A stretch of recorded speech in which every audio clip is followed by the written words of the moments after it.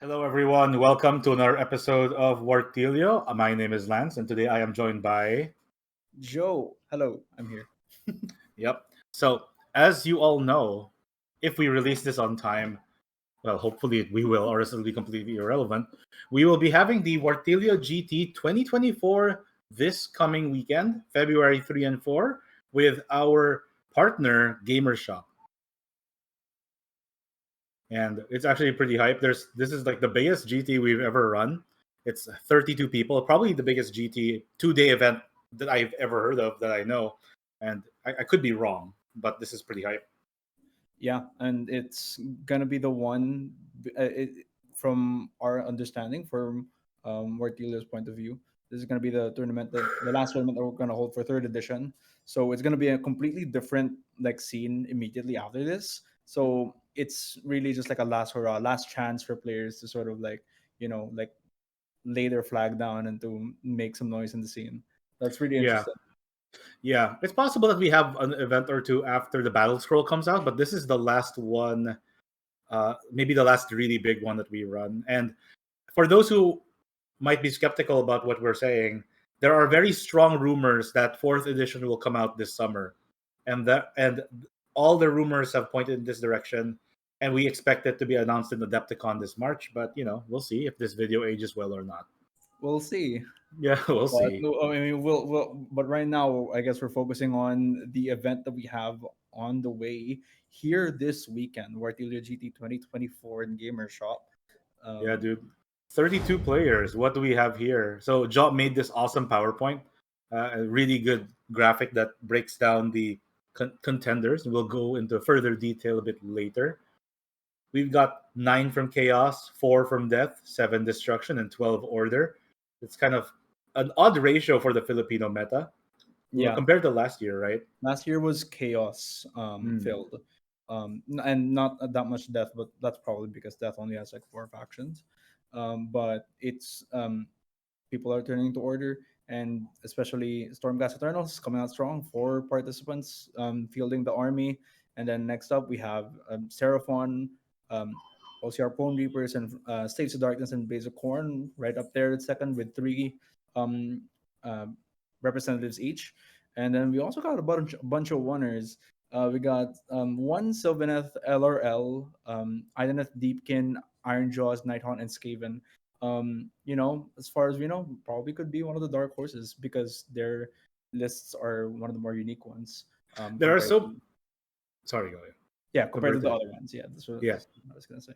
yeah. There are so many players here who are joining a GT for the first time, as far as we know, for third edition. So it's very exciting. I'm glad to finally see another like I'm glad to finally see like a lot of these more obscure factions pop up. Like we have a couple of Cruel Boys players.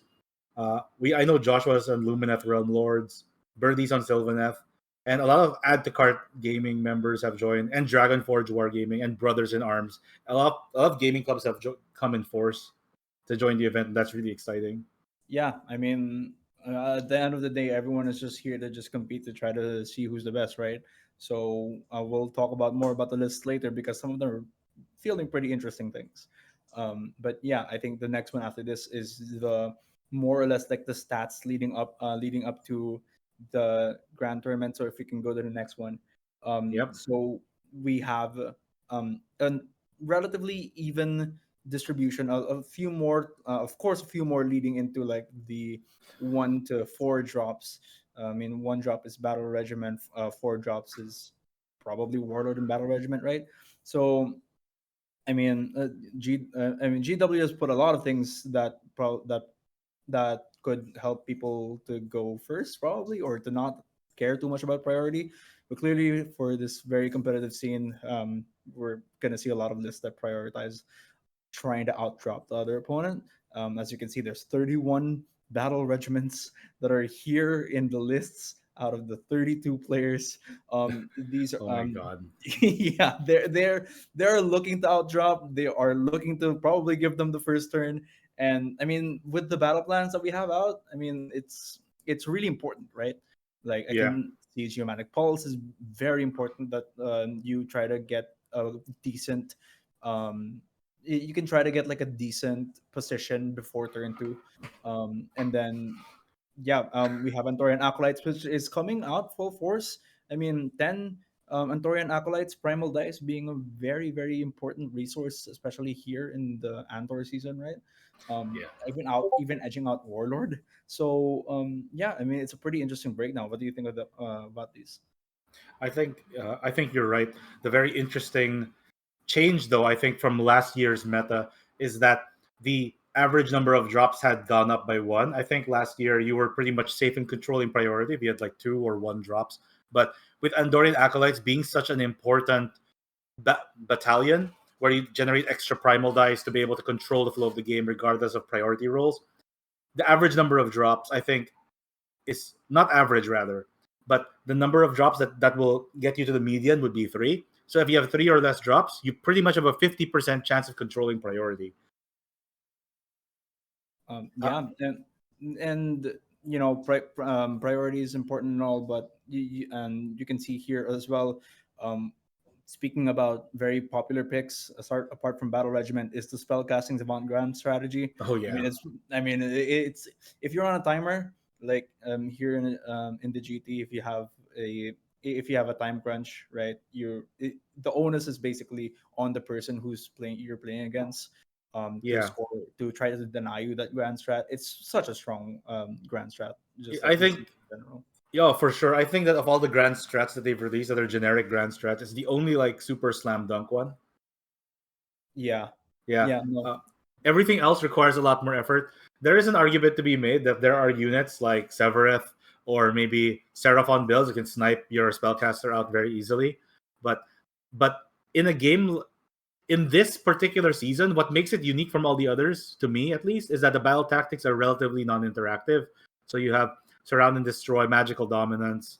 You got led into the maelstrom, which requires you to charge in, but not completely wipe out the thing that you're charging, right? So yeah. there's actually a lot of the season is more of a test of tempo than it is about engaging and crushing your foe like season zero was. So a lot of the battle tactics that require a bit more, slow play sorry, the grand strats that will require some slow play will be a lot more important, I think. Yeah, I mean, and we've pretty much seen that like all across the scene, right? Even not just here in the Philippines, but also like everywhere else. Spellcasting Savant is just like the go-to grand strategy usually. Um, Yeah, yeah, and and sorry, yeah, go ahead. yeah, it's also thanks. Okay, so I also think it'll be really interesting because we have a couple of slaughter of sorceries and a couple of control in the nexuses. So if you're playing slaughter of sorcery and you need to kill all the spellcasters, you're gonna basically have a 6 point swing against these matchups. So hopefully, people who played into Slaughter of Sorcery have some way to snipe out a hero or snipe out wizard specifically. But yeah, it's gonna be really tough for that grand strategy. I came into the season thinking Slaughter of Sorcery was my go-to, but I Yeah, realized after playing same against a here. lot more matchups that it's far less reliable than I'd like. I mean, Starborn Seraphon is right there. You know, Well, we it, have it one. We have one Starborn player. yeah, but yeah, that's true. Yeah. Yeah, but anyway, so those were so that's basically the list. That's what the basically the complexion of the GT is going to be. Speaking of complexion, we have a bunch of sub factions that we have to talk about, or sub factions that are represented. Actually, there's a bit more stats to that later. But as you can see in Chaos, Saves Darkness Cabalists, sub Cabalists and Hosts of the Ever Chosen are shown here. Cabalists, of course, the if I remember correctly, they're like what's it called? They help They're with the magic, they have right? drawn to power. They have drawn to power, which allows you to cast on 3d6 if you're next to another Kabbalist, if I remember Yeah. correctly. So So I mean that just goes with the flavor of the month, right? Well, or flavor of the season, I suppose. pretty Blades of much, Corn with the Reapers of Vengeance and Skullfiend Tribe. Hidden Knights of Slanesh have Pretenders and God Seekers. They're in the represented in the GT for Death. We have three OBR players, all with different sub factions. We have Null Myriad, Mortis Praetorians, and Crematorians, and then for our one night hunt player, we have the Scarlet Doom, represented sad for me who was an Emerald host player, but yeah. but yeah, what do you think of the representation for chaos on that? I think it's very interesting that with Ossiarch Bone Reapers, when the season started, everyone and their mother's brother was going for Null Myriad for Yeah. anti-spell casting, right? Because Blizzard is definitely like the most toxic thing this entire season. But to see some of the other players innovate to go for Mortis Praetorian Crematorians is interesting.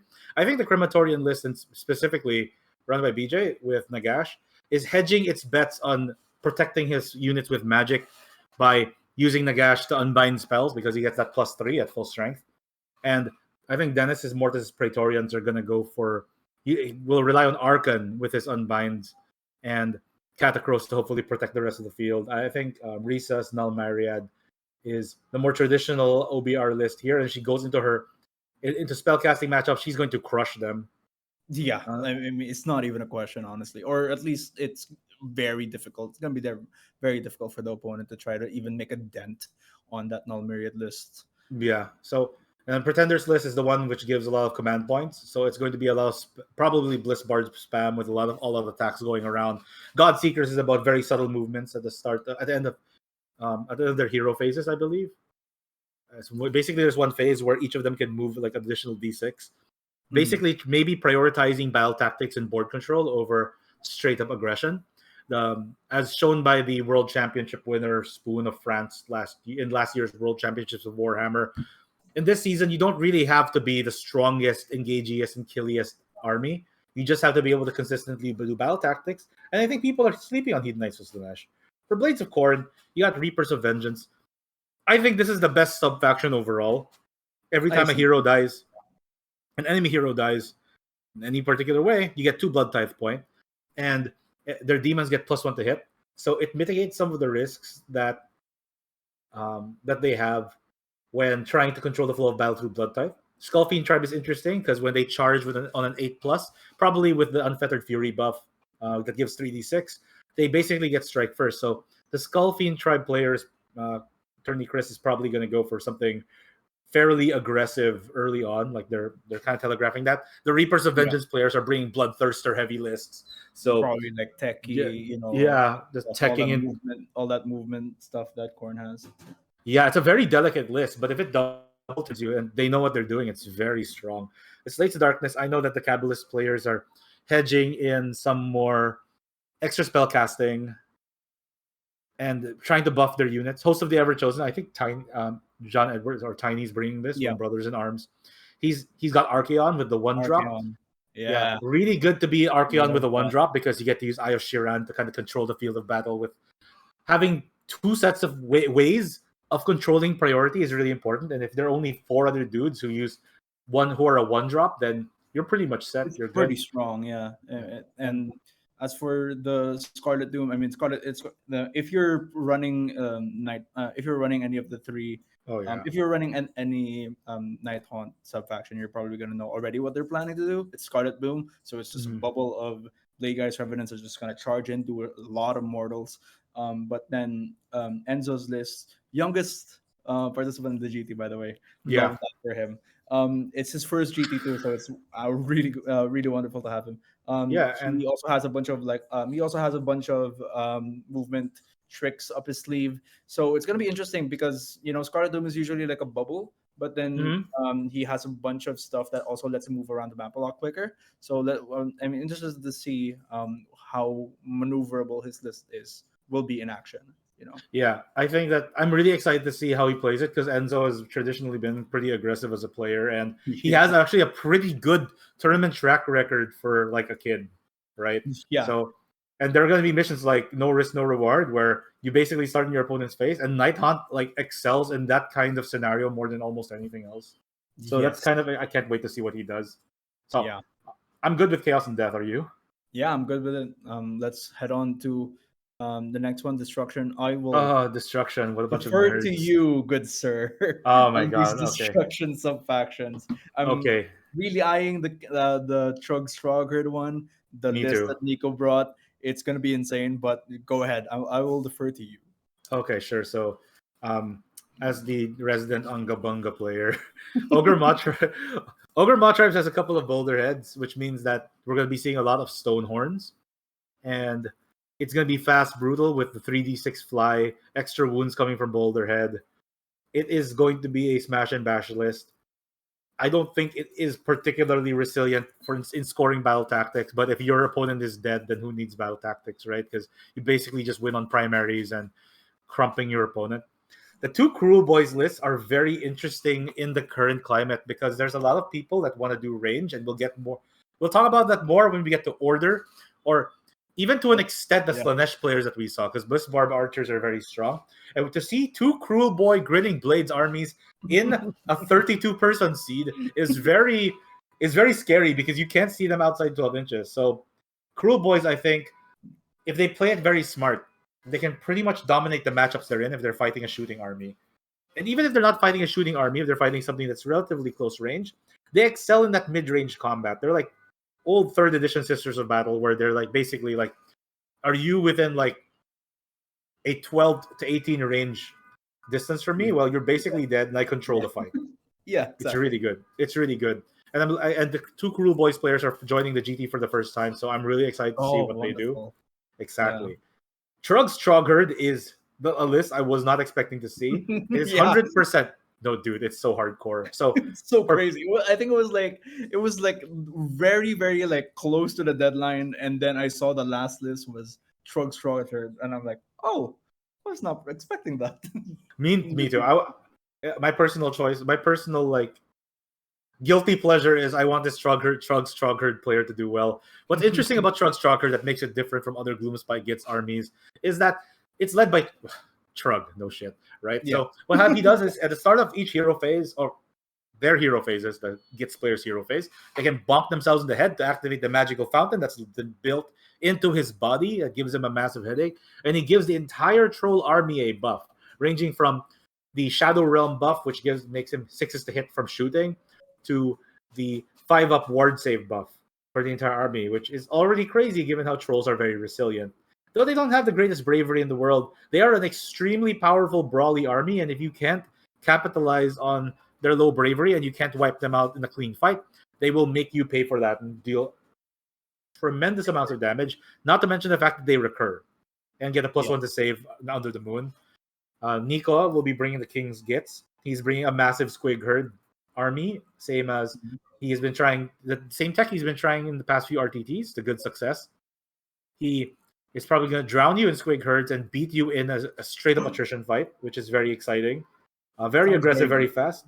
Yeah, and the thing about Gitz is where they put the moon is very interesting, very important. So you can pretty much tell what their game plan is based on where they put the moon. So just be wary of that. Nico is always going to be a contender, so that's really good. Lastly, Jarek with Iron Jaws. Always, I'm so happy to see another Iron Jaws player hit the GT. Yeah. And he is running the sub-faction I started out with when I started playing AOS, the Choppas. And in the Choppas, it's special because Jarek is doing something extremely brave here, and that he is bringing only one War Chanter to the game. And he's going to buff like 3 units of Ard Boys mixed with Brutes. And all of those will be supercharged with the +1 damage Violent Fury. So his list is pretty interesting. He's got a couple of Wizards and Gordrak. And if Gordrak does well in the tournament, I would be pretty happy. It's kind of rare. Yeah. It is, and he's bringing a high drop list, so he's very confident in his deployment. I'm looking forward to seeing like this. I'm rooting for my Destruction Bros. Bias, not bias, half joking, but yeah, pretty much there. All right. So I'll note that for someone else at TO Destruction. That's true. Yeah, if you're in the Destruction game, I'll get Jot at TO. Unless you're unless you're a Seraphon player. Kidding. No, we'll both. Of course, we want like we want everyone to have a nice, fair bit of fun this weekend. Yeah. But very interesting representation from Destruction, and we'll talk about what's not there a little later on because Joe also got the stats for that. We ready to move on to order, Joe? Yeah, go on. Go ahead. All right, I'm passing this on to you to talk about the stuff you want to talk about. Yeah, I'll talk about the stuff that you I'll talk about the stuff that you expect you want to talk about, but I'll basically just be talking about Seraphon. Pretty interesting. 3 Seraphon players, but only one of them Starborn. And that's very different from what we've been seeing because everyone seems to be having out for Seraphon, especially Starborn lately. Which is, you know what, fair. But we're seeing Coalesce list Quaddle's Claw, and then for Starborn, it's Fangs of Sotek. So Fangs of Sotek, they are planning to redeploy with Skinks. It's a lot of movement in order to keep you at arm's length to keep their pretty vulnerable wizards away from the danger. But again, I mean, there's a bunch of things to talk about here when we talk about the actual list. But the two Quartles Claw players um, are bringing very very different ideas to the list. Yeah. What Um, do you uh, think? uh, yeah, we have one wherein it's just a bunch of reinforced Saurus units, and they're going to be very difficult to deal with, especially if you're not equipped to have the damage for it, because they have -1 to damage, and then they also have a bunch of debuffs. They also have a bunch of buffs. So even if they're supposed to be an anvil, they act like a hammer. And Quaddle's Claw, when you charge, it's a +1, and all of the Agrodon Lancers and the Swords Warriors all have +1 to charge, so it's probably going to be very, very reliable to get off. And as for Starborn, and Wait. we are gonna, yeah, Sorry, real quick. Coil's Claw is +1 to wound, right? Or is it plus? It's not +1 to charge. sorry, yeah, Yeah. +1 to wound when they charge. Ah, okay. Yeah. But There we go. their units have +1 to charge, because of the musician and stuff like that. Mhm. So it's gonna be Yeah. pretty reliable. So they're pretty deadly lists, especially once they get the movement in order to get up to your face. And a lot of them are bringing very techy lists that I will like to highlight later, when we do go through the lists. And then for the Fantasy Critic one, of course, it's the very difficult to deal with Starborn that will just gather resources even on your turn by unbinding your spells and then just punching you in the face like when against their turn. And then if they get a double turn on you, then and if you're within 18 inches of Lord Croak or Slan or whatever, you're gonna be in for a world of hurt, and not even 18, 12, because of the cleanse the realms ability that Starborn Seraphon has. And then I'll just talk about Gnarl Root. Recently getting really into Sylvaneth. Gnarlroot, our Sylvaneth player Birdie has Gnarlroot with an addition of the Dwindling. So you can expect a bunch of very heavy spell casting, because the combination of the two will allow you for a lot of options when it comes to trying to get spells off. The very important spells, especially with the ones that Birdie has. He has late divines also. So a bunch of very reliable spell casting and a Durthu that is trying to distract you, basically, and at the same time also punching you in the face with the green with Gladius. But we'll talk about that later. As for Stormcast Eternals, we have Hallowed Knights, we have Knights of Celsior, Hammers of Sigmar, and Draconid Skywing. We have one Draconid Skywing player, Sir Jerome. Very interesting. We have Miss Haven for Cities of Sigmar, Hallowheart also for Cities of Sigmar, Zytrek for LRL, and Iron Rock for IDK. What do you think about these ones? So I think we have a lot of very interesting things. But before we move on from like Seraphon, one of the peculiar things. Sorry, I just want to point out that all of the Seraphon lists have Croak in it, right? Yeah. So I mean, as a Seraphon player, do you think this season it's basically 1,500 points of Seraphon plus Croak? Is that usually what you feel when you list build? The thing is, Croak is such a especially for in any list, honestly. Yeah. Croak is such a unit that's just nice to have. At 410 points, it's not that difficult to have. It's not that difficult to put him in a list. Sure, it's 410 points, but for 410 points, you get a really good threat on the board that, if left unchecked, will just deal a bunch of mortals like close to him. And then if you do focus towards him, you're probably investing more points in other units like Agadon Lancers that will actually like just go to you and then just um, completely demolish your castle, right? Yeah. And the thing is, Croak is not that. Yeah, basically, Croak is not that big of a burden in terms of points, even if it's a lot. And it just makes sense for him to be on either Coalesce or in Starborn lists, and it shuts down. And it shuts down very what's it called? It shuts down very spellcasty reliant armies as well, and Yeah. it denies the opponent magical dominance. Yeah. So in general, like it's the biggest Swiss Army knife for Seraphon that it's just a no brainer to add. So I, yes, you're right. It is 1,500 points and Lord Croak is yeah. what you'd be looking at when list building. Yeah, I think what a lot of people need to know going into a tournament, especially against Seraphon, is that if you are counting on magical dominance to be your first turn battle tactic, you might have to rethink your strategy and your deployment because Croak has unlimited unbind range, right? And a +2 to unbind. So couple that with any of these, if any of these lists have the. Wait a sec. I think we're missing. We're actually missing a sub faction here. Because we'll talk about Skaven later. I realize that because they don't have a sub faction, they didn't They don't appear. have a But sub faction, so it's not yeah, there. but yeah, that's fair. We have to talk about that later because that list is also busted as shit. That's So, a really funny. It's a yeah, really funny list, as with yeah, any yeah, Skaven list. Yeah.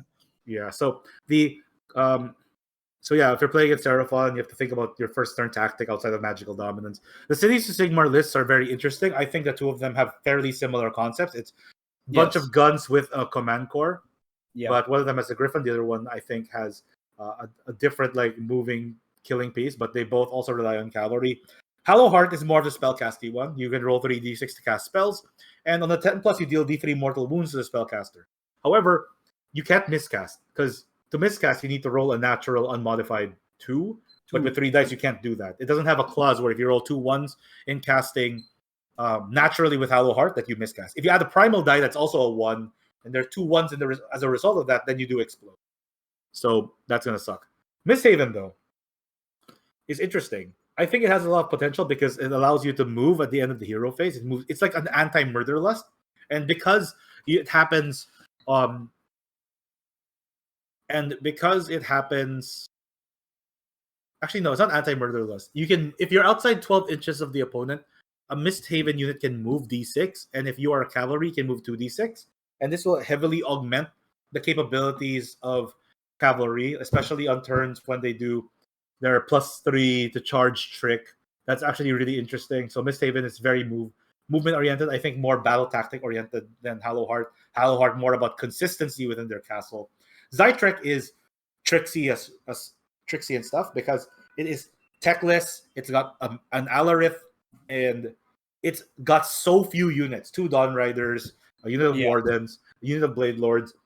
It is very reminiscent of the World Championship style, but it's going to take so much brain power just to pull off. So it's very interesting. Can't wait to see what Joshua does with Zytrek. If you kill techless, this list will have a hard time standing on its own. Or kill everything else, I guess. I don't know. But Zytrek's interesting in that sense. Iron Rack is being brought in by Kino Salazar, and I played against it a couple of times. Iron Rack is an unusual pick. It allows you to use the heroic ability allows you to shift to basically use a different tide ability for a specific unit, and he used it very effectively. He's been getting a lot of reps in with this, so expect to see some extra out of turn movement tricks. I am not as versed on Stormcast Eternals.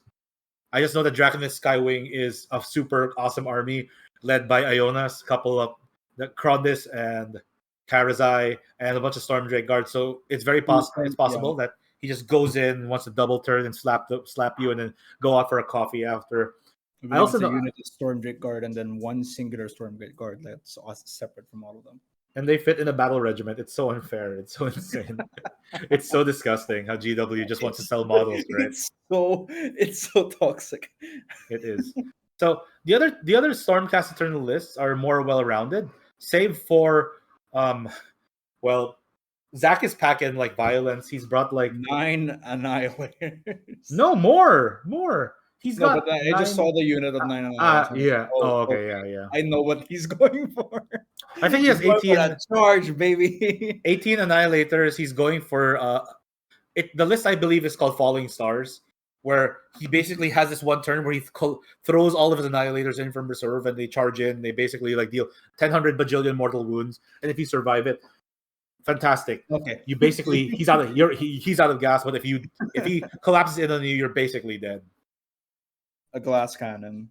Yeah. The other 2 Stormcast Eternals lists are also pretty good. They're more well balanced, so you still need to deal with your traditional like shooting and melee, well-rounded, just pretty decently armored Stormcast armies.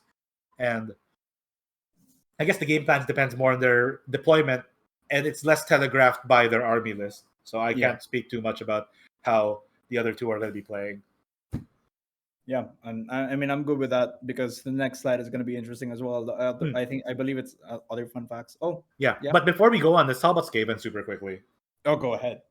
So I'm interested to hear your so thoughts on this list. so there's no sub faction for Skaven because Skaven the book weirdly enough didn't come out with a specific sub faction. But um, what Eagle is bringing this year is very interesting. There is currently a very powerful list that's been making its way around the international scene, which involves several bells, plague furnaces, and just spamming the ever loving crap out of plague sensor bearers, which are red 1/2 damage each.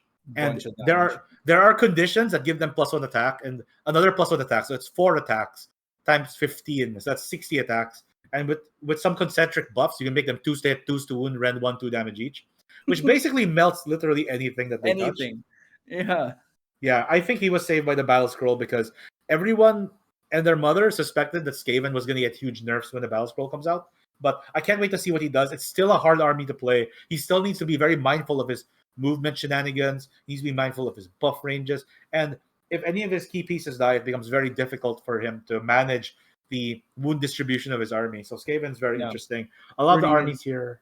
Sorry, go on. yeah, pretty high margin of error in general. Yeah. Like, but he's been doing reps. I can see him playing a bunch of games. Definitely a Yep. threat. If Mhm. ever you do get matched up with him, be careful of Yeah. the plague sensor bearers. So they're the Yeah. boogeyman, at least in my Pretty. Yeah, I think for me personally, if we just make this entire tournament just based on army lists, and I've told Eagle this before, I think Eagle's army is the army list to beat. Just I can purely see on that. army list. Yeah. I can see that. I can see him making very deep run into the tournament with this type of list because Yeah. it has a lot of potential. But as you said, it's very difficult to pilot. Yeah. It's gonna be up to him, and it's gonna be very interesting to follow his games. Yeah. And mental fortitude is so important in tournaments, right? Like you got Zytrek, you got Misthaven, you got Starborn, you got all these really big brain armies, Mm-hmm. but running those for 5 rounds against different opponents is going to be quite difficult. So let's see how they go. I'm really excited for this weekend, though. I think overall, looking at all these army lists, I get a greater sense that the level of play in the Philippines has elevated quite a bit. Yeah. We see much more complex lists. So It's really interesting to see sort of how not different but how evolved the lists yeah, that we've seen from the previous GT to now, and even more so probably if you go even way back like to the Wartilyo, like the first big tournament that Wartilyo hosted. This looks like a completely different like complexion, a whole different beast, and everyone has just been so hyped for the tournament leading up to the current year. So um, they've been preparing for this. absolutely. There was a So tournament by Dragon Forge that was literally called Training Arc right before, and a lot of people have just been getting some reps in, so it's pretty yeah, interesting. I know Joe had some first-hand experience with ETO of that. But all right, are you ready to move on to the last slide? I guess. Yeah, I mean, All right. this is the. I'm pretty sure. I definitely know that you want to talk about the second point here, but Uh, I'm so disappointed in some people. Okay, but sorry. Yeah, sorry. okay. You go first. Go Counterpoint. first. Counterpoint. What? Out of What? 32 players, there are 26 unique sub factions and army types represented. So That is so interesting, but also okay, do you want to talk about the second one? okay. It's pretty crazy. I'm seeing some names already here that are like big like question mark because you think that people would feel this, but what are Okay. your thoughts here? My thoughts are last year, the top 3 players in the Wartilyo GT were Disciples of Zinj, Soulblight Gravelords, and Maggotkin of Nurgle. None of them are showing up this year. It just shows that the players have kind of evolved or they're moving out of their styles to play these armies now. So obviously like JP, Zami, and Nico are all shifting out. We don't have Beast of Chaos because that's an extremely rare country even in this country. Sorry, army in this country. Fire Slayers is also rare, but they're also really bad this season, so I'm not super surprised. Yeah, Sons of Behemoth is a surprise. I know a couple of Sons of Behemoth players, but they've chosen to bring other armies instead. yeah. Maybe I don't know if that is the best or worse, because I was expecting to see maybe King Broad Stomp make an appearance, either from like Echo or Dennis, but I guess they chose not to bring these this time. Bone Splitters, I mean, even Games Workshop doesn't really recognize Bone Splitters as existing. Flesh Eater Courts, I can kind of explain because we're not using the new rules yet. The Flesh Eater book, as of recording this video, is open for pre-order this Saturday, which means it's officially Yeah. out the week on Chinese New Year, February 10. So we're not seeing just that barely yet. missed it. Yeah. Daughters of Cain, unfortunately, also very rare. It is not. We've got a couple of Daughters of Cain players like rising from the ranks over Yeah. like the recent tournaments, but I think we'll see them in the future, hopefully. Big Wa, I think, is the and Caradron Overlords, I believe, are the most interesting non-represented factions here. Yes. Because if we're looking at the international scene and the current meta, Big Wa has been taking a lot of tournament wins, and Caradron Overlords has the highest win percentage of any single faction right In a GT, right? even in an RTT. Oh yeah. As far as I know. I mean, correct me if I'm wrong in the comments, but that's what I remember. So, not seeing the Runaway Destruction Army and the highest win rate allegiance in this tournament is interesting because like now it's anyone's game. Actually, this is the first tournament that I've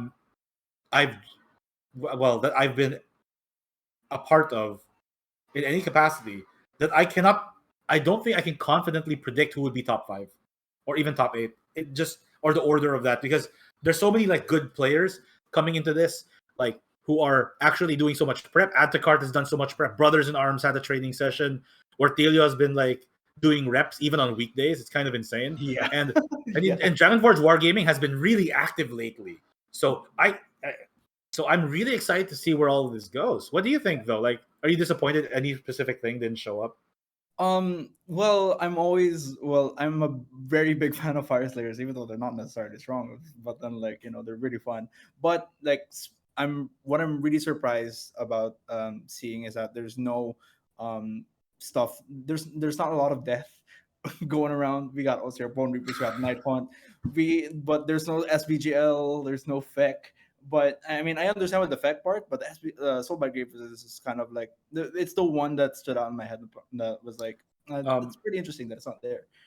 Yeah, it is super weird because there was a point right where there were like 3 to 4 Soulblight players like running around, and now none of them are showing up for Nagash. It's that OBR seems to be like the death flavor of the month. I was also expecting more death, but they just didn't show up. Yeah. And in general, as you said, I mean, it's gonna be interesting with KO not being there. And even then, a lot of people, what a lot of people are scared about, right? Like, let's say, Fangs of Sotek, Starborn, Seraphon. There's only one player that's fielding that.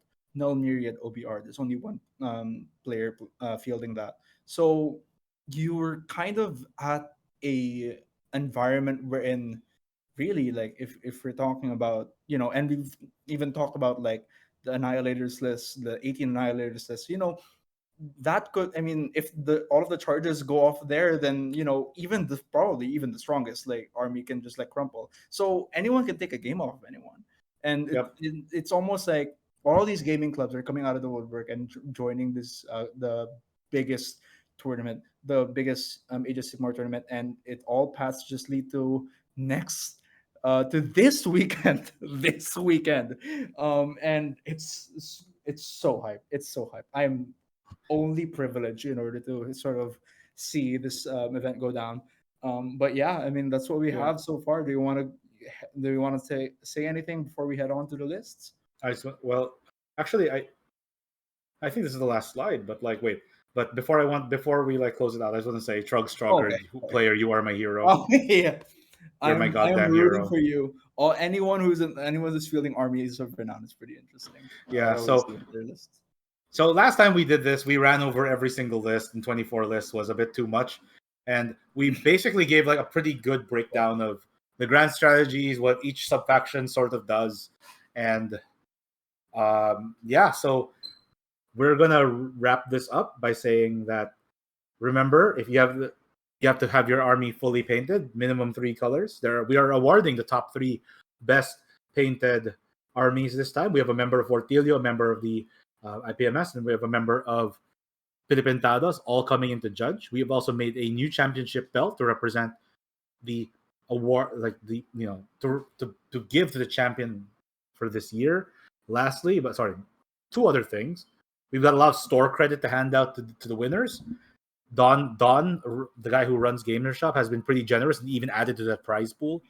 And we also have two additional prizes for the winner. The person who wins is not only going to be representing themselves in the Granddaddy tournament that is going to be held by Banky whenever they choose to announce the more details about it, but they will also be representing the country, as the winner of this year's GT will once again be a representative of the Philippines in going to the World Championships of Warhammer in Atlanta this coming November. Pinoy pride, baby. It's more fun in the Philippines. I guess. You're outdated, Lance. It's the old one. Oh yeah, what is it now? I guess I haven't seen an ad recently. Yeah, but Zami did us proud really when he represented the Philippines and himself in the World Championship Warhammer, right? It and is. yeah, he did. and that could be you. Like a point towards like a poster that has like a Zami outline on it of him like with the Philippine flag. Yeah. And that could be you if you win the GT coming this weekend. All right. Yep. And remember, registration starts at 10 a.m. And if everyone shows up on time, then we get to start on time and end on time. Day one is particularly important because it is very hectic. It's a 3-round day. 3 games. Day 2 is a bit more chill because we have a big break in between the 2 games. But yeah, hope you see you guys there. Looking forward to the weekend and can't wait to see who we'll be crowning as our champion in this year's Wartilyo GT 2024. So yeah, I think that's it. That's a wrap for now, Joe. Thanks, Lance. Yeah. No, thank you, Joe, for joining me tonight. If you enjoyed this kind of content and want to keep up to date with the meta here in the Philippines, please give us a like and give us a sub. It really helps us out. And if it's by some miracle we reach enough subscribers for this to be sustainable, then we can come out with a lot more content that supports the Age of Sigmar scene here in the Philippines, and possibly even branch out to other games upon like popular request. Hey, but anyways, if you think you're winning the GT, shout it out in the comments. Claim it, manifest it. I need the noise. You guys need to start claiming it. Manifesting is such a Gen Z Starborn thing to do. That's why I'm here, Lance. That's how. Damn it. Okay, fine. All right. So yeah, Matt, do the manifesting thing. But all right. That'll be all for now. See ya. See ya.